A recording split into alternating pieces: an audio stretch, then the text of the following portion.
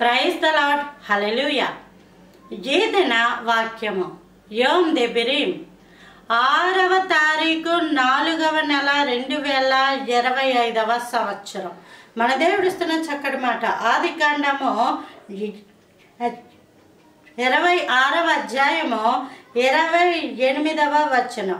వారు నిశ్చయముగా యెహోవా నీకు తోడైయుండుట చూచితిమి. ఇదెవరు? అబీమెలెకు మహారాజే. ఆ ప్రాంతపు మహారాజు ఇస్సాకు అక్కడ విత్తనం వేసి అభివృద్ధి పొంది 100 ఫలము పొందిన తర్వాత నువ్వు ఇక్కడ ఉండకూడదు, వెళ్ళిపోయి పంపేస్తే ఇస్సాకు ఇక్కడే ఉంటానని పేచీ పెట్టకుండా వెళ్ళిపోయాడు మరొక ప్రాంతానికి. దేవుడు అతనికి తోడై ఉండడం వల్ల అతను దీవించబడతా ఉన్నాడు.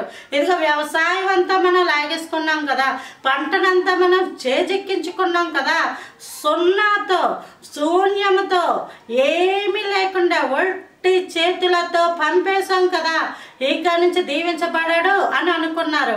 కానీ అబీమెలెకు ఉన్న ప్రాంతాన్ని విడిచిపెట్టి దూరంగా వెళ్ళిపోయాడు. తాను చేస్తున్న వ్యవసాయాన్ని విడిచిపెట్టి దూరంగా వెళ్ళిపోయాడు. తాను పండించిన పంటను విడిచిపెట్టి దూరముగా వెళ్ళిపోయాడు. కానీ దీవించే దేవునికి దగ్గరగానే ఉన్నాడు. హల్లెలూయా, హల్లెలూయా. చాలా మంది ఉన్న ప్రాంతాన్ని విడిచిపెట్టేటప్పుడు ఎంత కన్నీరు కారుస్తారో. వాళ్ళు చేతులారా పెంచుకున్న ఇంట్లో పెంచుకున్న మొక్కలను విడిచిపెట్టి రమ్మంటేనే ఎంత బాధపడిపోతారో. పెంపుడు జంతువులను విడిచిపెట్టి రమ్మంటే ఎంత బాధపడిపోతారో. కానీ అబీమెలెకు ఇదిగో నువ్వు వెళ్ళిపో అన్నప్పుడు ఇస్సాకు అక్కడ బాధపడి దేవుడిని అడిగి పోరాడి అక్కడ ఉండిపోలేదు. కానీ ప్రభువా నీ చిత్తం, నువ్వే నాకు సమస్తమని దేవునికి లోబడి అక్కడ విడిచిపెట్టి వచ్చేసినప్పుడు దేవుడు అంతకన్నా బాగా దీవించాడట. దూరంగా వెళ్ళిపోయాడు, ఇంకా దీవించబడలేడు ఇస్సాకు పని అయిపోయింది అని అబీమెలెకు అనుకున్నాడు. కానీ అక్కడికి వెళ్ళిపోయిన తర్వాత బహుగా దీవించబడ్డాక ఇక్కడున్న అబీమెలెకు అక్కడున్న ఇస్సాకు దగ్గరికి వెళ్ళాడు.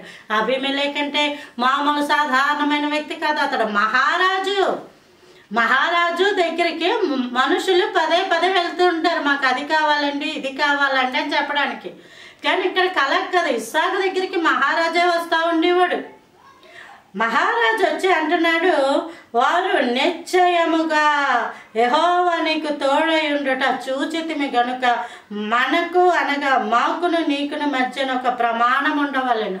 నువ్వు మమ్మల్ని ఎప్పటికీ చంపకూడదు, మాకు ఏ హాని చేయకూడదు, మాకు ప్రమాణం చేయి, మాట ఇవ్వని ఆ యొక్క ప్రాంతాన్ని ఏలుబడి చేస్తున్న రాజు వచ్చి ఇస్సాకుతో నిబంధన అడుగుతున్నాడు. ఇస్సాకు ఏవో అతని దగ్గరికి వెళ్ళాలా. ఇస్సాకు వెళ్ళి అతన్ని ఏమీ బ్రతిమిలాడుకోలేదు.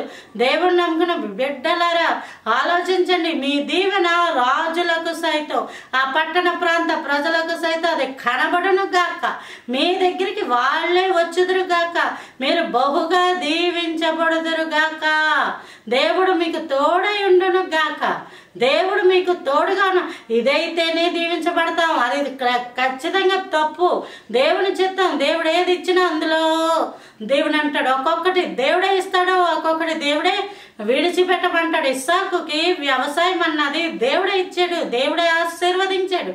అబీమెలెకు వెళ్ళిపోయినప్పుడు దేవా ఇది నువ్వే ఇచ్చావు కదా, విత్తనం వేసేటప్పుడు ప్రార్థించాను కదా, పంట కోస్తున్నప్పుడు ప్రార్థించాను కదా, అన్నిటిలో 10వ వంతు ఇచ్చాను కదా, మరి ఇప్పుడు వెళ్ళిపోవడం ఏంటి అని అడిగాడు. అమ్మ అడగలా, ప్రభువా నీ చిత్తం, అప్పుడు అది ఇచ్చావు, ఇప్పుడు ఇంకోటి ఇస్తావు, ఇది నీ కృప అనుకుని అడుగేసేసాడు ముందుకి.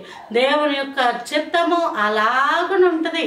కాబట్టి నీ జీవితంలో గత కాలం అంతా ఏం జరిగిందన్న విషయం పక్కన పెట్టే, ఇప్పుడు ఏం చేయమంటున్నాడు దేవుడు నిన్ను అన్న విషయంలో దేవుడు చేయమన్నదే చేస్తూ ముందుకెళ్ళిపోవాలి.